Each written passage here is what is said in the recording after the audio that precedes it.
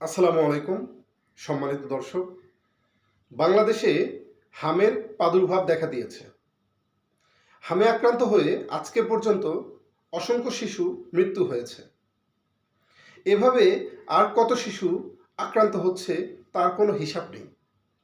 বর্তমানে বাংলাদেশের প্রায় জেলা উপজেলা বিভাগীয় শহরে যত স্বাস্থ্যকেন্দ্র আছে, প্রত্যেকটা স্বাস্থ্যকেন্দ্রেই শিশুদের সংখ্যা এত বৃদ্ধি হচ্ছে, বেড সেইভাবে সরবরাহ করতে পারছে না হসপিটাল কর্তৃপক্ষ।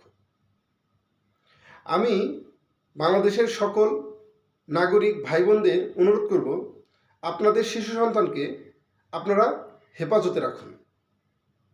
যদি আপনার প্রতিবেশী বা আশেপাশের কোনো ব্যক্তিকে অসুস্থ অবস্থায় দেখেন, অর্থাৎ শরীরে জ্বর ভাব, চোখ লাল হয়ে গেছে, শরীরে র্যাশের মতো হয়েছে, কাশি হচ্ছে, হাঁচি হচ্ছে, এইরকম যদি আক্রান্ত কোনো ব্যক্তিকে দেখেন, তাহলে আপনাদের শিশুকে তার নিকটে যেতে দিবেন না।